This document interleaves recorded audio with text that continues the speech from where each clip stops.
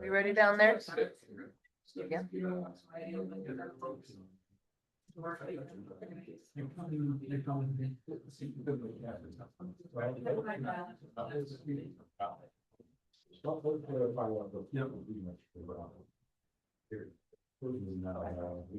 ready?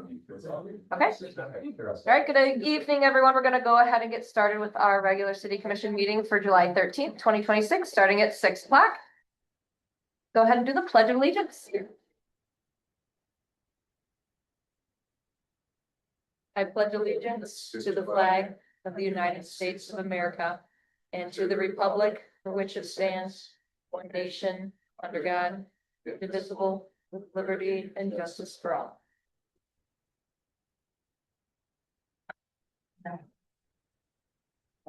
No announcements this evening, so we will move on to approval of the agenda. What's the pleasure of the commission?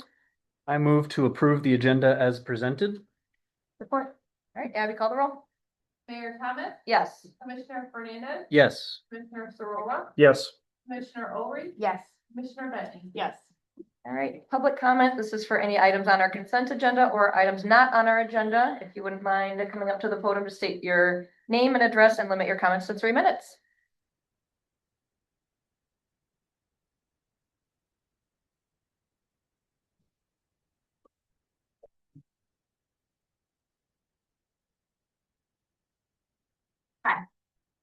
I've been here, so, my name is Catherine Van Til, and I live at 1403 South State Street. And I'm here because I sent a letter recently, July 1st, to the commissioners and the mayor. And I'm just going to read that letter so everybody is aware of why I'm here. Okay, the letter goes. I'm a very concerned resident of St. Joseph. The reason I'm concerned is the lack of interest and follow through on safety issues in St. Joseph. Last year, my neighbor and I met with Mike Fernandez and walked Main Street from Dairy Corner to the intersection of Main and Niles Ave. We discussed the lack of safe crossings, the amount of cars, semis not traveling at posted speed limits, as well as the lack of police presence enforcing the speed limit, and potential ideas for having more safe crossings. Mike stated that the commissioners were planning to write a safety grant and he would keep us informed as when the grant would come in. That was over a year ago. Since then, early this spring, Mike let us know that safety would be discussed at several commissioner meetings. However, safety was never on the agenda. We later found out that the city has not received a safety grant. We don't even know if they applied for one. However, today I did receive a note saying that yes, they did receive that grant December of 25. They might get money, they don't know, September of this year. Anyway, pedestrian safety is still a huge concern in St. Joseph. So many families walk, bike, e-bike, scooters, whatever, down to the beach as well as downtown. We are aware that Main Street will be redone next year, but only on a certain section of Main Street. What about other areas in the city? What safety issues are being addressed? Why can't something happen before next year? What is the city doing? Something needs to be done before someone is hurt and a lawsuit happens. Here are a few suggestions. Number one, it's a state law to stop for pedestrians in a crosswalk.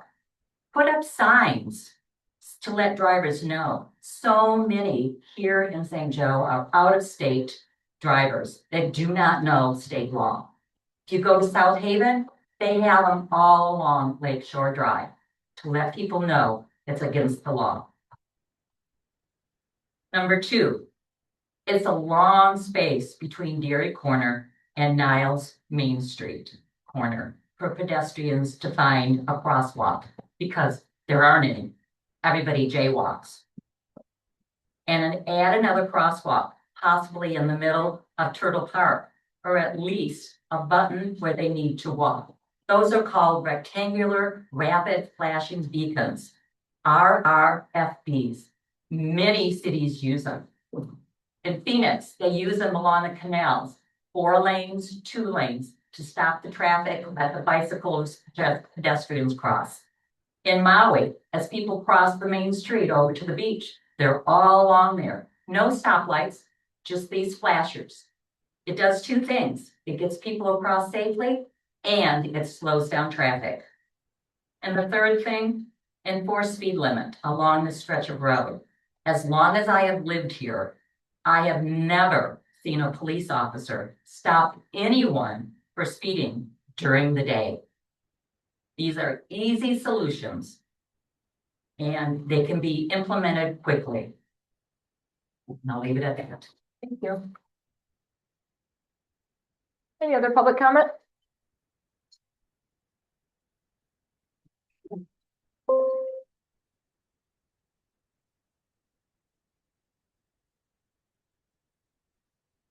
Hello, everyone. I'm Tom Costanzo, I'm resident of St. Joe. We live at the corner of South State and Main Street. So I'm not going to repeat a lot what Catherine said because I agree with everything that she did say.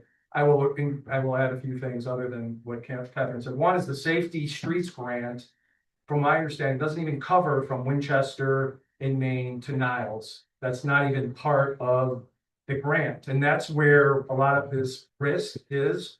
I mean, we walked with Michael and Joey Andrews. We've had discussions with him. And so we're engaged and we're working this problem, but no one is denying that this is a problem. Everyone sees it, but nothing is being done. So, you know, we take our life in our hands. Anyone who's tried to cross, even at Winchester there, that by the dairy corner, tried to get across Maine, you take your life in your own hands. Even when the light is red, you still have to wait a few minutes because all of the trucks and the cars go barreling through there. So we're really concerned about this. And I also, to Catherine's point about a police presence, there isn't one. Now, we live right in the corner. We'll see it in like on the weekends at night. The cops are pulling over people because they're suspected, I assume, that they've been drinking. And because we'll see that because the lights, the flashes will be come right through our window because we're right on the corner. But other than that, there's no presence. And we're really concerned that someone is going to get hurt. Not to mention just the, you know, the speed is 30 through there, and we have a little radar detector, and we go out and do some experiments. At average, the median speed is around 45. And so imagine what that causes: more street noise, more chaos for people trying to pull out on the main street, right? Because now they're trying to merge, and anyone who's ever done this, you have to gun it because now you're trying to merge with cars going 45 miles an hour on average. So again, that's just, you know, we're working the problem. Like I said, we're emailing and we're trying to get this solved, but just so everyone can hear it, that we're working on it. In fact, we're even working on getting a petition together, which we're going to do in the next few weeks, and we're going to present that to you guys as well. But thank you for hearing me. Thank you. Thank you. Yep. I just want to jump in on a couple of items. Start by clarifying that we care very much about this. We've had a speed sign up in the past where we're able to collect data, and it's not a city street, so we've been petitioning MDOT to give us permission to put it up again. They have to grant us approval. The Safe Streets for All grant was approved. It's with the federal government to get back to us with language that we can execute to move forward. I'd be happy to have a meeting with you guys and Tim Zebel, our Assistant City Manager and Engineer, and with Steve Newbecker, our Public Safety Director, to talk through all of that in a little bit more detail and any other nuance that's hard to convey in 3 minutes of public comment. But I understand not all the boxes are checked yet, but there's a lot of effort and there's a lot of care. And if we can put our heads together, I'd appreciate it. Sure. Thank you. And can I just add to that very briefly? I had the same concerns. I live on Lakeshore Drive just south of the dairy corner. And I talked to Director Newbecker about it. He was able to get the sign put up at various locations from, say, Old Lakeshore Drive north. And, you know, I see the same thing you see. But I was stunned to see the data from that sign. And maybe it's because it's such a small road, it appears people are going faster. There's no question there were people over the speed limit. But in the roughly 60 days he had the sign up, I was stunned to see how many there was very few egregious speeds, and there were several that were in that, you know, 5 to 8 over. I'm not saying you're wrong at all. I see the same thing, but the facts, the data was really kind of stunning. But it might be good to revisit it, Steve. Yeah, I sent them. Okay. Also, that sign, that monitor does slow people down. It does. So when we're monitoring it, there's no sign. I agree. That's when there's no awareness. So there is a difference in that Yeah. experiment. Yeah. Do we have other public comment?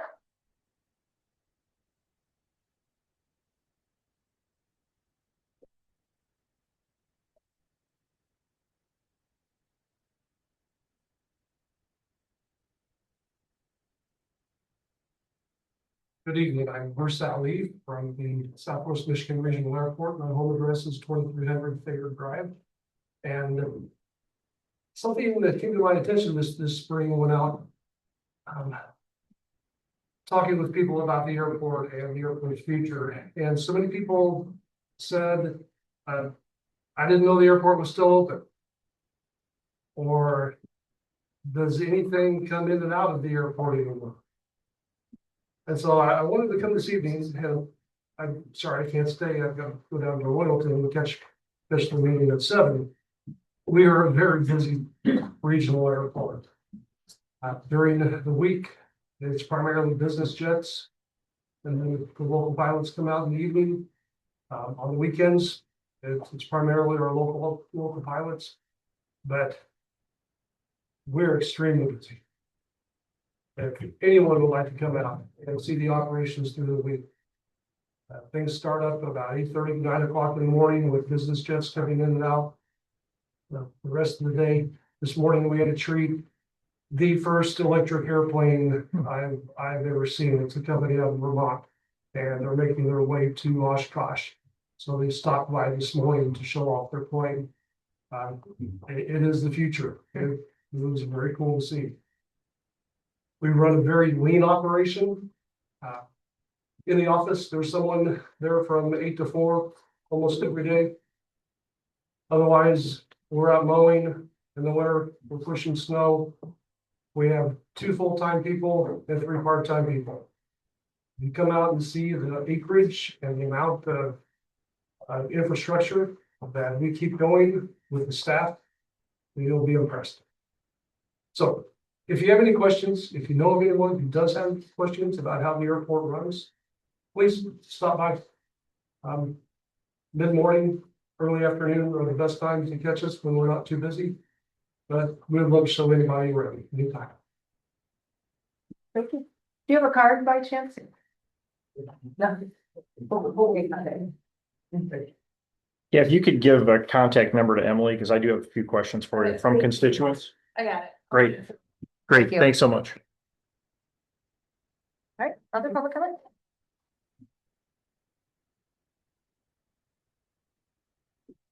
Good evening, my name is Mike Gary. I live at 1442 Lake Boulevard, where all the action is in the police compensation. But I'm just here to compliment our public safety and public works.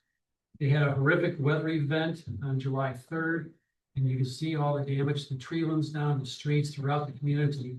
And the public works had to get that cleaned up for a fabulous art fair. So for Public Works, they did a wonderful job, and also Public Safety did a great job with the traffic that night, but also setting things up so all of our visitors for the art fair could have a wonderful experience. So again, thank you for Public Safety and for Public Works for the last 10 days, and really doing a tremendous job. Yeah, thank you. Any other public comment?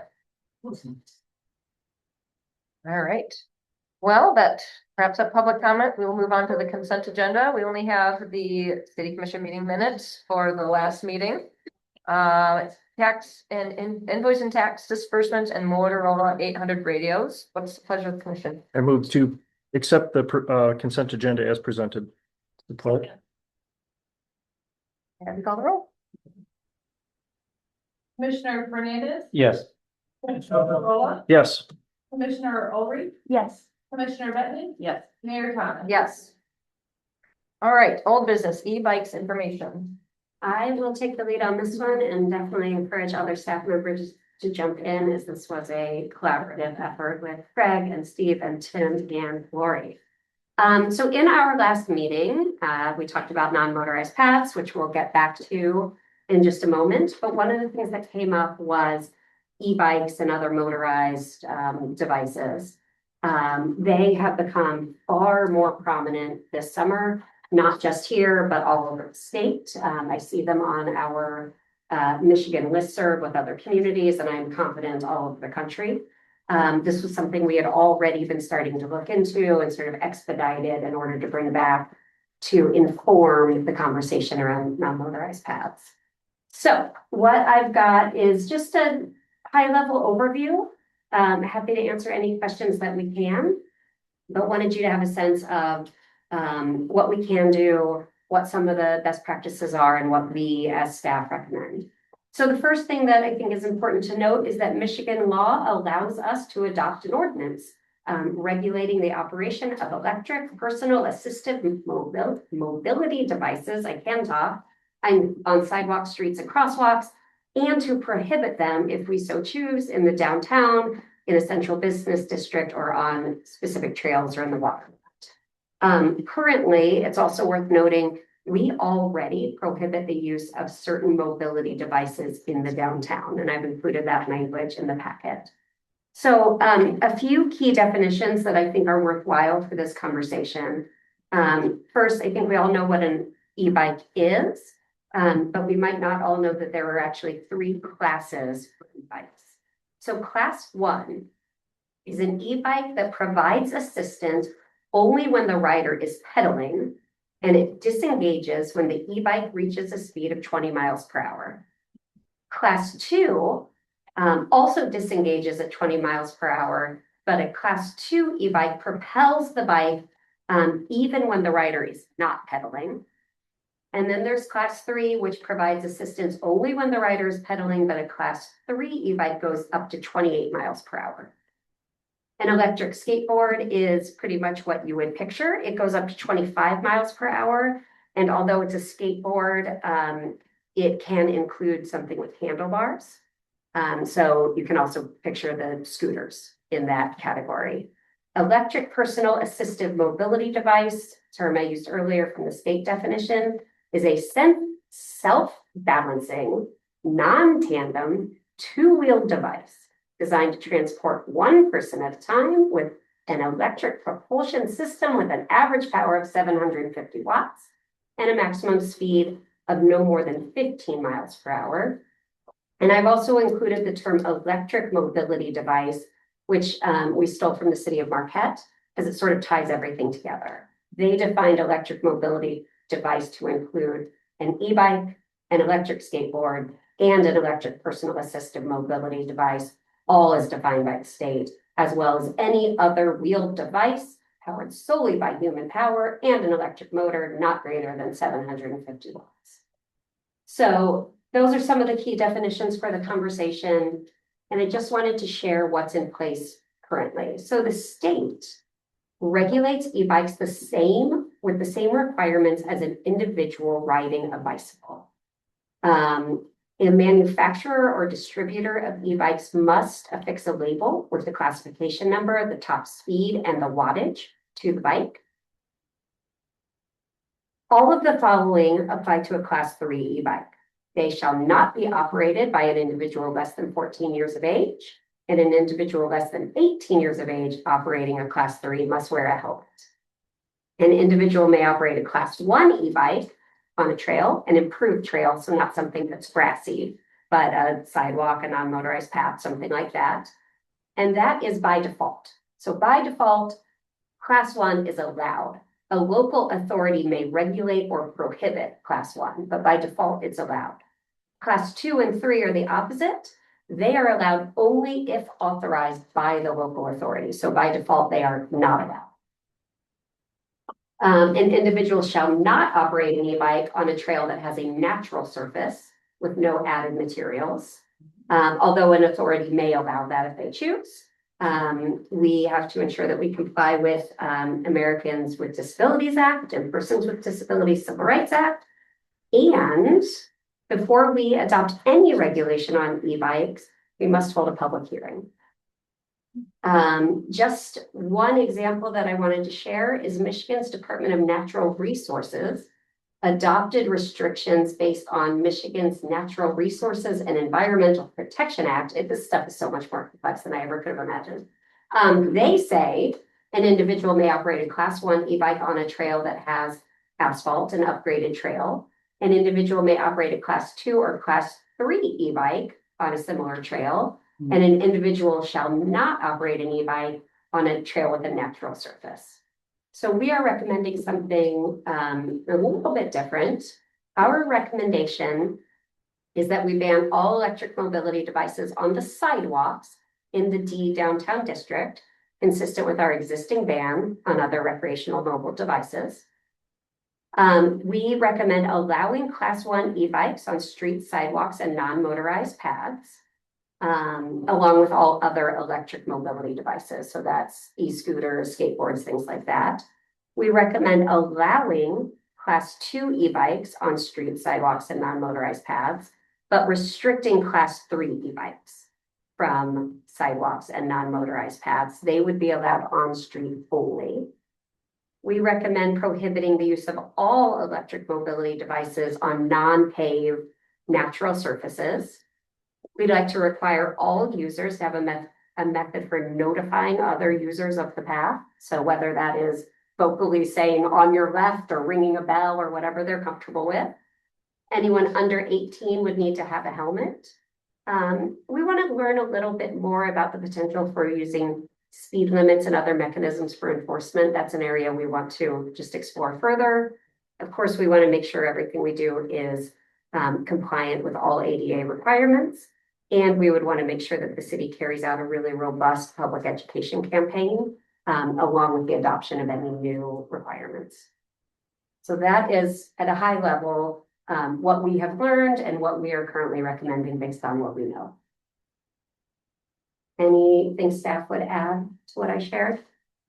Can I ask a We'll, question? we'll take public comment later. Yeah, thank you. All right, That's all I any got. questions, comments from the commission? I have a question for Steve, because he'd be the one that has to try to enforce this.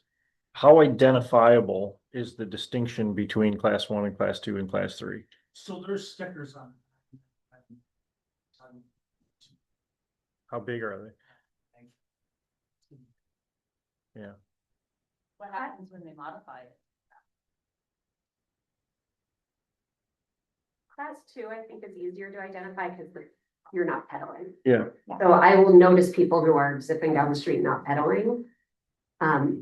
If they're pedaling, it's harder to tell. Well, we can certainly put our speed radar signs also on the trails to say it's And not more red vehicles are. And where would I've seen this more recently, several times in the last 2 weeks, they're like electronic dirt bikes. And I don't know how fast they go, but I saw 2 going by my house the other day, one that was staying in the bike path and one that was in the road and kind of trying to keep up with traffic and was close. So I'm saying it was probably going 35. 28. Okay, Unless they're modified. yeah. And well, then all the string of cars must have slowed down to stay behind this one. I'm just wondering what the plan is for those. How do we address those? Where are they supposed to go? Well, class 3 will be. Not be it's 1 and 2, Okay, unless we don't want 2s on okay. And anything that's been modified would no longer constitute class 1 or 2, so it would not be allowed on the. But again, pretty hard to identify, Absolutely, almost impossible. absolutely. And then there was one other question with the recommendation I was reading. It was the 1, 2, 3, the 4th bullet point down. It says restrict class 3 e-bikes from being used on sidewalks. Would that not be prohibit? Yes. It says restrict. So I mean, I think words matter, and I don't know under what conditions they would be allowed, but if it's none, then it's prohibit. Yeah. Okay, But it's- okay.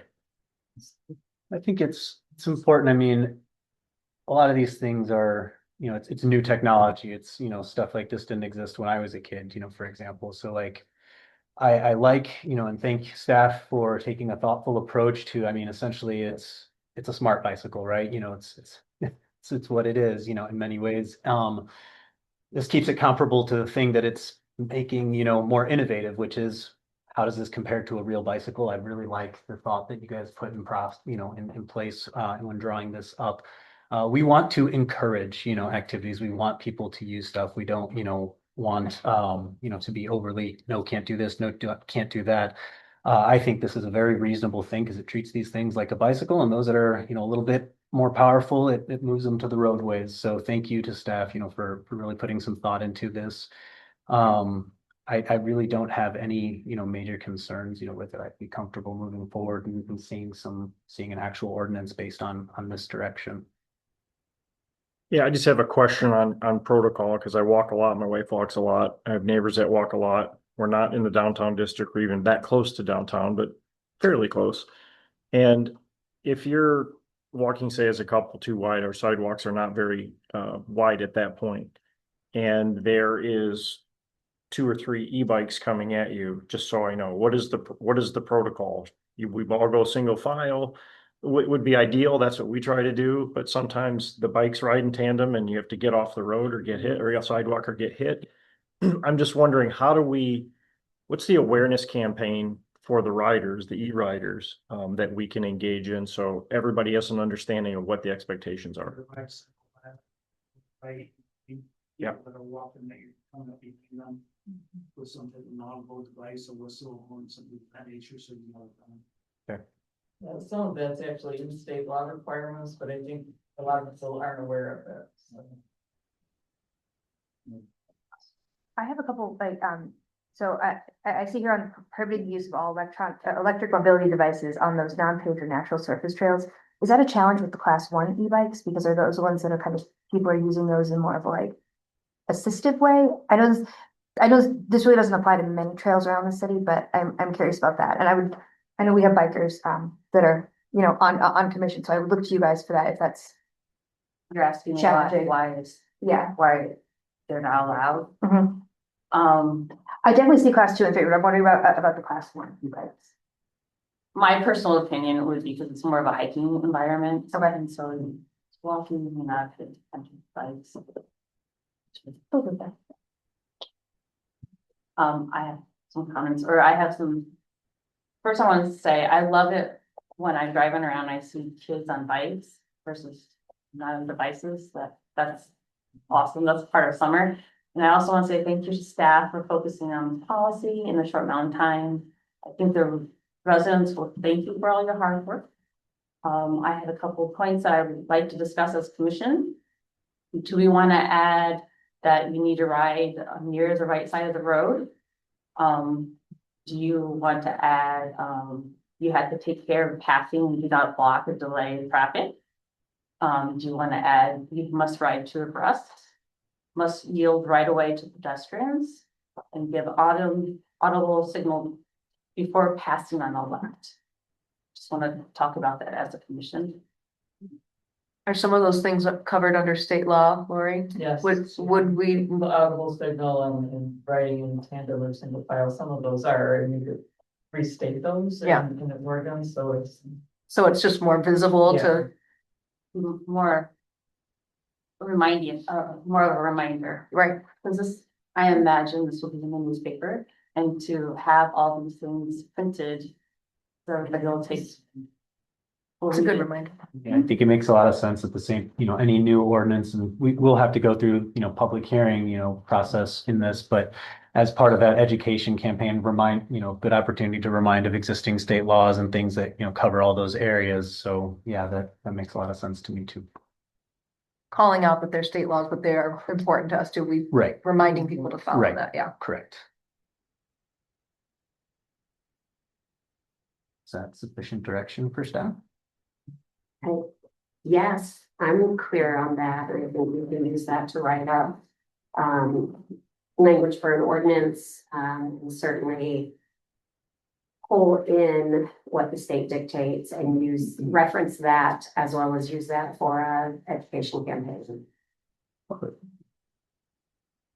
Looking forward to seeing more on that ordinance then. You don't need any motion tonight. You just want guidance on Yes, this. Okay. if this works for you and with your feedback, we'll go back and keep working on that ordinance. Any other comments from the commission? I want to take a little public comment, even though we're not making a motion. Okay. Any public comment? We'd like to hear more if anyone's got feedback on this issue. I agree that, you know, we need something to do with e-bikes because there are a lot more this year than there were last year. But we're walkers, we walk all the time, and some of the sidewalks are quite narrow. Yeah. And so you're walking along, and I have hearing aids, I have a hearing issue. I don't always hear when someone says on your left or on your right. There's no horn, there's no beeps or anything. My opinion is that it's very unsafe for even bikes as well as e-bikes to be on sidewalks. That's for pedestrians, and that's my big thing. The sidewalks are way too narrow. We have bike trails on some of the streets. Make some more bike trails so that the people can be on either the right side going one way and on the other side going the other way. Most of the time, I do see families in the street, and they're all in a single aisle, mom, the two kids, dad, or whatever, and they're in the street, and that's wonderful. And there are bicycles, these are not e-bikes. But the other day we were walking and two e-bikes came up behind us. We did not hear them. And, you know, they were very rude as they went around us. You could have moved, you know, they were single file, but we did not hear them. So, you know, I think e-bikes shouldn't even be on sidewalks. There's too much power. We're walking at a slow rate. There's a lot of elderly people here. There really are. And they're walking at a slower rate. They just don't need somebody coming up 15 miles an hour, even 10 miles an hour behind them. And, or on the sidewalks, put bikes on one side, people on the other, you know, I don't know. There needs to be something, but in my personal opinion, I don't think bicycles or e-bikes should be on sidewalks. Yeah, I kind of had some similar thoughts as far as like we're about to talk about the non-motorized path, which is a lot larger than a regular sidewalk. So when I'm walking and a bike comes up behind it, it's very tight. Yeah. And even just a regular bicycle, not an e-bike, if you're going fast on that, it's hard to share. Yeah, the e-bikes are almost quieter than a regular bicycle. And if you get hit by one, it's a lot more dangerous. Well, it's gonna be really tough to enforce whatever we put into an ordinance. Almost impossible, I think, for public safety. So I think we're really looking at a public education campaign and hopefully just good communication and cooperation between walkers, e-bikers, skateboarders, bicycles. I've seen it in other communities with the wider 10-foot one and everybody's coexisting really good, but it seems like the etiquette is better in those communities that I've seen. So I think it's really just a public education campaign. Any other public comment? Please. The only comment I have is that we're talking about the classes of bicycles and stuff like that. But maybe we ought to go in what you can do, like you should on sidewalks, restrict yourself to 10 miles an hour, regardless of what type of vehicle you're using and stuff like that. I don't know what is that called? Instead of looking at the classifications on the bikes. And the other thing is, I noticed like a lot of scooters, I've gone out to Amazon and I noticed some of them, I was out there one day, advertising 47 miles an hour. And I don't know if they're even classified. And who buys that stuff, I don't know, but there apparently are people. That's my only comment, just look at what's happening versus classifications of vehicles. Thank you. Did you have a comment to that? Yeah, licensing, registration, those kinds of things, I think need to be done.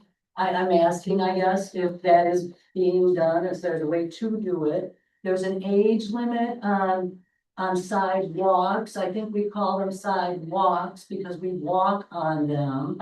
So they said that the age limit could be, you know, younger people could, you know, ride their bikes when it's too, you know, not safe for them to be in the roads and they're not there and so on and so forth. They're not for adults to ride bikes on. And I would really press that we go to the state laws, reiterate the state laws, put all of our laws and our ordinances written bigger and clearer and on new signs so we can read them all. And you know, I mean, because no, people are not supposed to be riding anything on a sidewalk, period. So something else has to be done for that.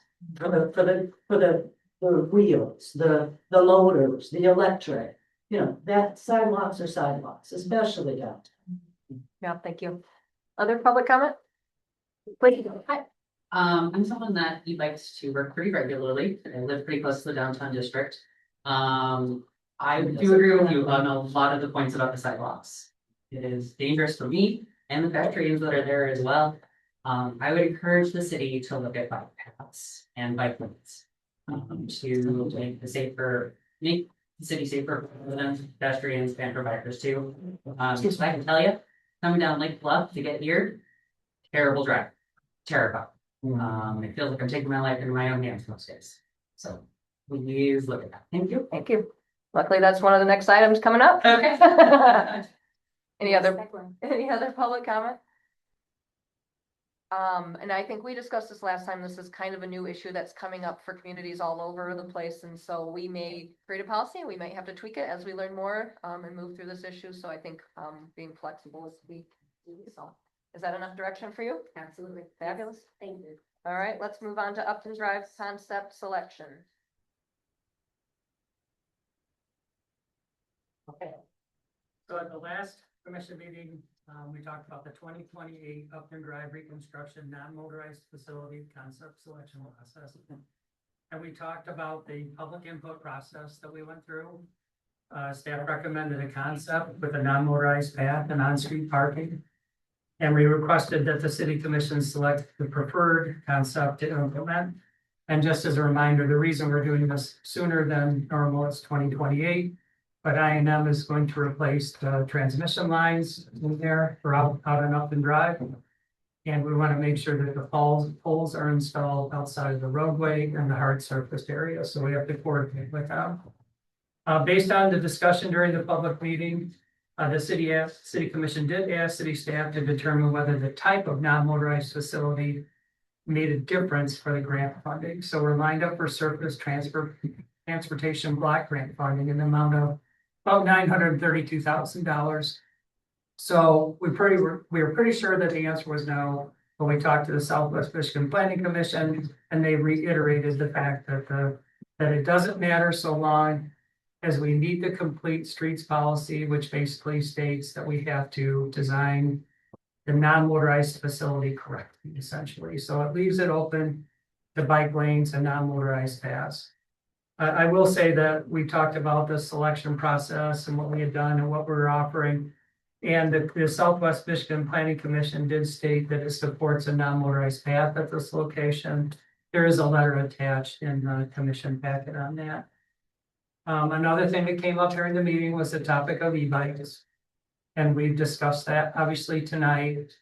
From the perspective of this particular project, we don't really feel it tips the scale one way or the other, because we're gonna have to address it no matter if it's on a bike lane, on the road, or on non-motorized paths. So we don't, really staff doesn't believe that's a factor. So our recommendation remains the same from what we put out on June 29th, and that was concept 3 as it's posted on the website. It's the non-motorized path with on-street parking north of Edgewater Dunes Parkway. And there are several reasons for this. Both staff and Avmarsh feel that that is safer. The residents of the area also selected the non-motorized path over the bike lanes, albeit it was a small margin. The concept will connect the existing non-motorized paths on either end.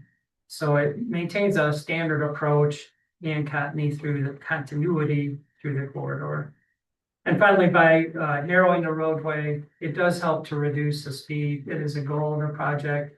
It's consistent with what we've seen happen with the 2021 Langley Avenue reconstruction project. Had a lot of slides the last time. That's all I'm going to go over for now. I have those as support if we want to take any questions or go over any of those. There's a second slide there that does show maybe a little bit better detail. What I did is I enlarged the sheet out of the master plan to show that there is a non-motorized path to the south there on Upton that was constructed in 2024. The area there that is in blue, it's supposed to be highlighted yellow, but I'm not seeing that come through. That's our project in 2028. And then there's a non-motorized path to the north there. That's actually outside of the city limits, but eventually connects to M63. So are there any questions? I don't have any questions. We kind of discussed last time. We waffled between a couple different concepts, but after, I'm glad we had some time to think about it and take time to go ride around the city and see what makes sense. I'm more in line with the recommendation that you have in front of us today after thinking of things.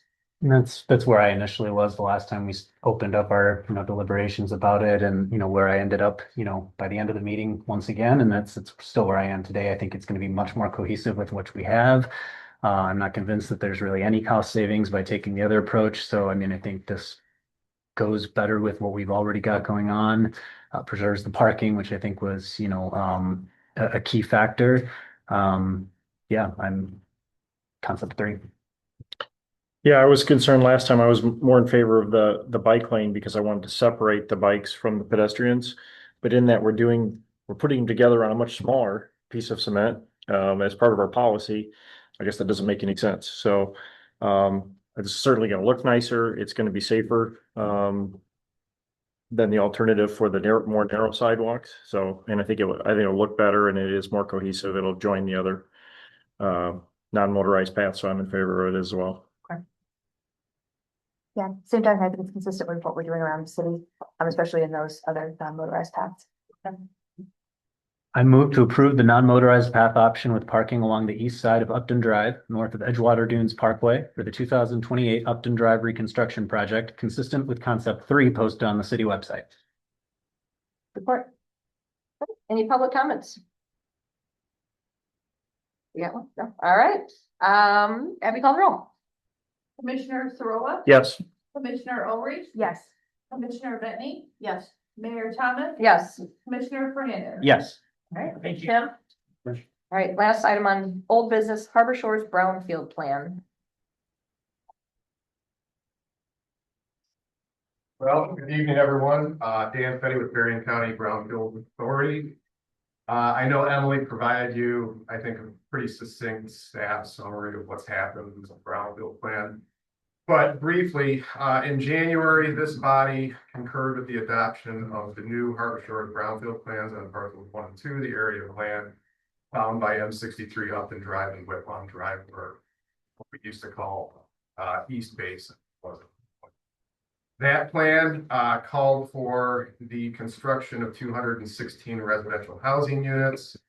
Approximately $55 million is eligible reimbursable cost to the developer of Harbor Shores.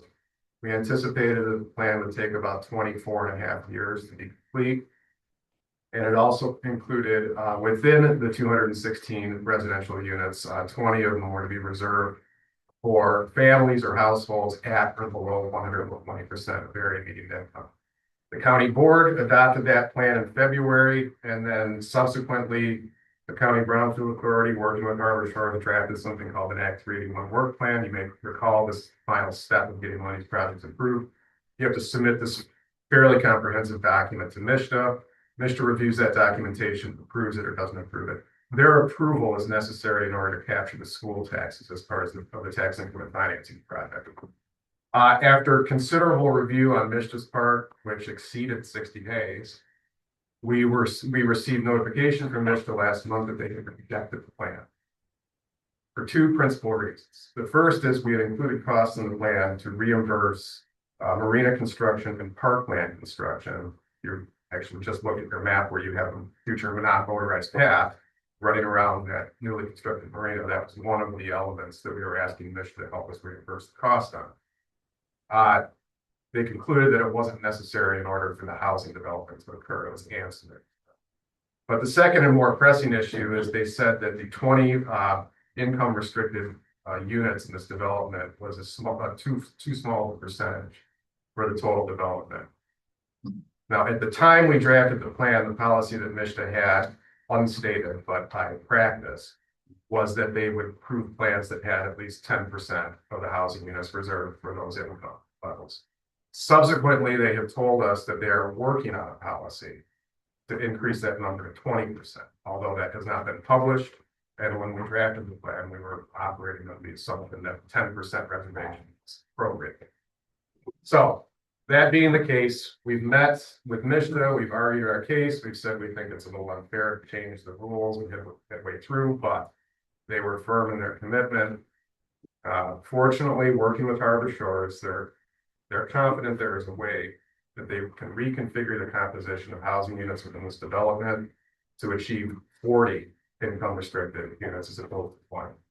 It'll essentially call for the conversion of some of the market rate townhomes to be converted into long-term rentals, 10-year rentals for households averaging under 20% AMI. It does not change, doing this will not change the duration of the plan. It's still approximately 24 to 25 years, depending on how the investment schedule operates. It will add slightly to the eligible reimbursed expenses because these 20 additional units will be eligible for what we refer to as the rent loss subsidy. People recall we talked about this the last time, that the developer is eligible to be reimbursed for losses that they take by renting the units at below market rate. So there will be an increase of about $1.5 million in eligible expenses over the life of the project.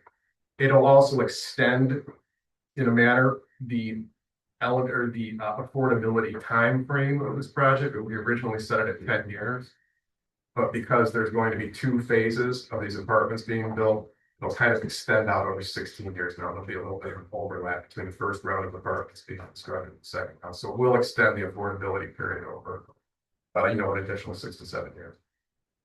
Relating to the marina, candidly, we were throwing a dart out there and hoping that we could hit a bullseye.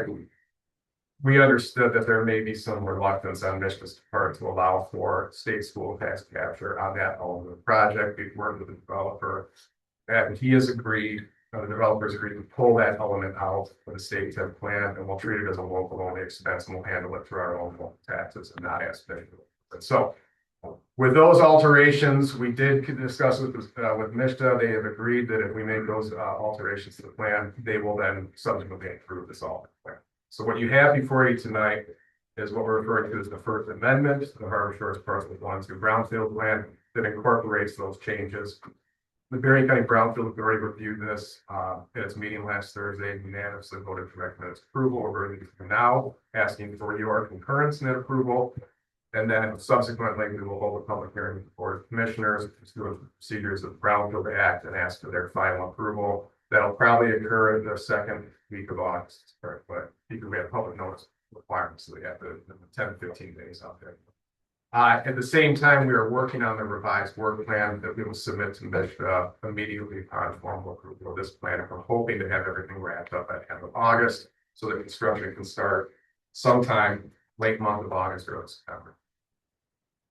Any questions? I don't have any questions. Thank you for explaining that very thoroughly. Thank you. Any other? Okay, it's a pleasure, Commission. I move to adopt the resolution concurring with the adoption of the Harbor Shores Brownfield Plan as presented. Support. Public comment?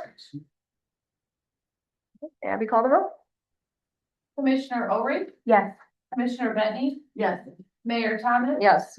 Commissioner Fernandez, Yes. Commissioner Sorolla. Yes. Thank you. All right, that's it for old business. We move on to reports. Back to you, Abby. Yeah. So I just wanted to give a brief reminder / update on the upcoming August primary election. Of course, the clerk's office has been very busy preparing for the election coming up. We've issued at this point probably well over 1,800 absentee ballots to our residents.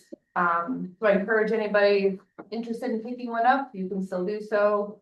Please get a hold of the clerk's office. You can also go to michigan.gov/vote. The last day to register in any manner other than in person with the city clerk is on Monday, July 20th, which is next Monday. And this year also will be our second year of having the option to vote early. We'll be at a new location this year for city residents. It's going to be located at Lake Charter Township Hall. Hopefully all residents received a little postcard from the county with that information.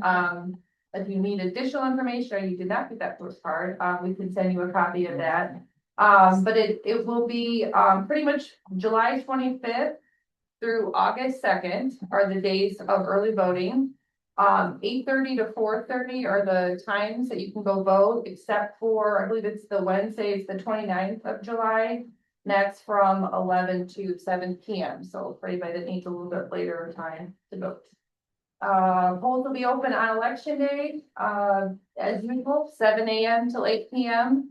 To get those absentee ballots into us up until 8 o'clock on election day. And of course, if you have any questions, please give us a call. Thank you. That's all I got. Great. All right, moving on to city manager comments. I have a few. I also wanted to thank Public Safety and Public Works, for everything they did, on July 3rd during the storm. Thank you for the reminder, Gary. Everything they did for the fireworks, and for everything that was involved with the art fair this weekend. We have another big weekend coming up, which I'll talk about in just a second. They have been working, very hard, and I'm very appreciative. Greg, not to put you on the spot, but we do have an open house related to the skate park this week that I just wanted to mention. It's Wednesday night, 5:30 to 7. 5:30 to 7, and it will either be in the commission chambers if the elevator's working, or in the lobby of City Hall if the elevator's not working. For the record, the elevator's working. The inspector has not arrived. And I just wanted to quickly give an update on our upcoming events. Wednesday kicks off St. Joe Today's weekly Brown Bag concert series at noon. Wednesday night is Family Night in the Plaza with St. Joe Today from 5 to 8 p.m. Thursday is United Way's Rock the Boat at the Inn at Harbor Shores. I know one commissioner who will be getting into a boat. The Mike Yor Memorial Car Show will be Friday from 4 to 8 p.m. This Friday also kicks off St. Joe Today's weekly Friday night concert series at 7 p.m. Saturday and Sunday, lest we forget, we'll be hosting a Revolutionary War reenactment at Riverview Park in honor of America's 250th anniversary. Saturday, the race for YMCA 5K and 10K will take place below the bluff beginning at 8:30 p.m. The St. Joe Today Farmers Market will happen from 9 to 2. The Lake Bluff Artisan Fair from 10 to 5. And the movie in the park will happen from 5:30 to 7:30. It's Zootopia, and in honor, there will be a petting zoo. And next Wednesday, we will have a new feature, Yoga by the Bluff, happening on the lawn by the Howard Hotel. And our weekly band concert, Sundays at 7 p.m. I swear this is the busiest weekend of the summer. Yeah. This will not always take this long. That's a lot. That's all I got. Thank you. Great. Any commission comments? Emily kind of stole my thunder. Yes, you may or may not catch me and my co-captain in the at Harbor Shores in the United Way Rock the Boat races in our boat ordinance violation. Please vote for us as the People's Choice Award. We're trying to repeat our award from last year. But that's not the only place that we'll be rowing and rowing the boat in a positive way. I think tonight's discussion kind of has me reflecting on us as a city kind of rowing the boat in participating in our own rescue. Some of the things we've talked about tonight, regulating the different amenities that we have, our not motorized paths, the different services, in public works and their ability to, keep us safe and then keep us moving around. All of those things, get a lot harder to do when there's fewer and fewer of us. And one of those key components of participating in our rescue, of rowing the boat in the direction of safety, is building more housing so that we can have more of us, more residents enjoying the things that we are talking about. All of the reasons why we like walking and being in St. Joe and we want to be safe.